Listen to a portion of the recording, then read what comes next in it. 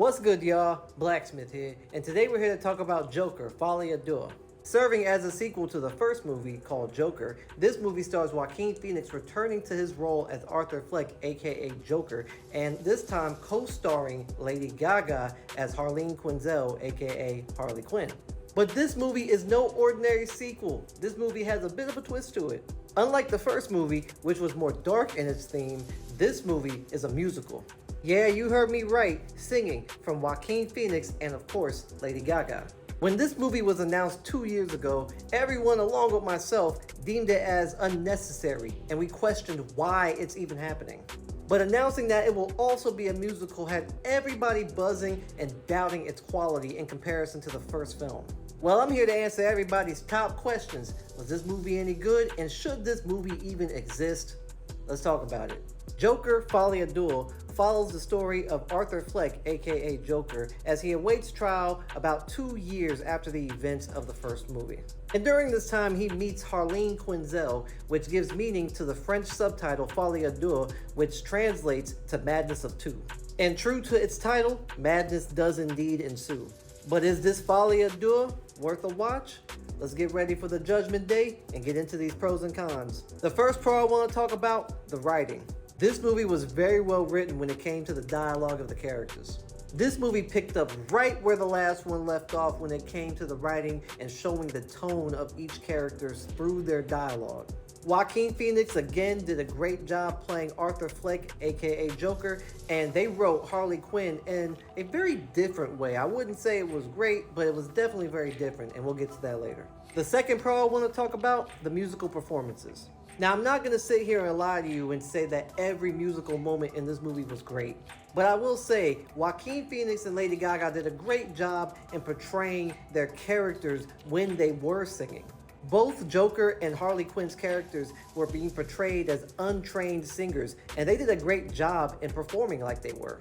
And this was very different for me to hear because Joaquin Phoenix played Johnny Cash in the Walk the Line movie, so he's no stranger to musicals. And we all know Lady Gaga can sing, and you can kind of tell that she was holding back a lot when it came to her performance. So they did a great job in playing two characters who were untrained in singing, but there were some moments where Lady Gaga was able to really show out and perform, but for the most part, they were playing two untrained singers, and they did a very good job with that.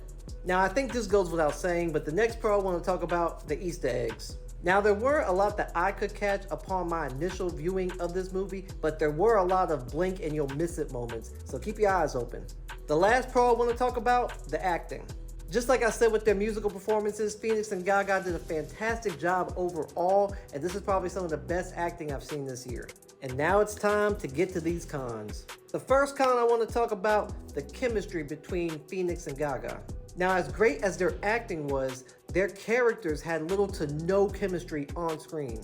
This movie felt like they just needed to give Arthur Fleck a love interest, and it just happened to be Harley Quinn, and she just happened to be there. This is not your typical Joker Harley Quinn origin story as we all know it from Batman lore. If the first movie established one thing, it was that Arthur Fleck is definitely not the Joker that we know fighting Batman in Gotham. This movie made that point even more apparent, and throwing Harley Quinn in here was not a good fit for this variation of Joker. The next and probably last con I want to talk about is the musical theme that they chose to go with for this movie. Now, this is a bit of a catch-22 because on one hand, in my opinion, this is what made this movie completely unnecessary. And I say that because the first movie ended on such a fantastic note that there really was nowhere for them to go if they wanted to make a sequel, which it didn't need. But on the other hand, because there was nowhere else for them to go if they wanted to make a sequel, the theme of this being a musical needed to exist in order for this movie to exist. And I can see how making the sequel a musical would make sense, seeing as how prominent the element of music was to Arthur Fleck in the first movie. All you have to do is refer back to the bathroom scene in the first movie and the multiple times he was dancing in his house. And as good as some of the performances were, a lot of the performances and musical elements were just unnecessary. But if you were to take away all of the musical elements of this movie, it would be pretty boring. And if Lady Gaga was not his co-star in this movie because she is a great singer, this movie would have been completely terrible. So the musician in me appreciates this as a musical, but the rest of me didn't like it at all because it was unnecessary. Overall, I'll sum it up like this. If the first Joker movie was a great joke that you were telling a group of people and everyone laughed except for that one person, this movie is like you having to explain the joke to that one person in a way that only they understand it. And in turn, you're sucking all the fun and joy away from the original joke, and it's just no fun anymore. So as fun as this movie was at times, it really shouldn't exist and kind of ruined the lore of the first Joker movie for me. So if you're a fan of musical dramas, then you're probably gonna love this movie, at least the musical parts. And if you're a big fan of the tone and story of the first movie, then I suggest checking this movie out just for the story to see where it goes, and you'll probably never want to watch it again. Thanks for checking out my review. Let me know if you plan on seeing this movie.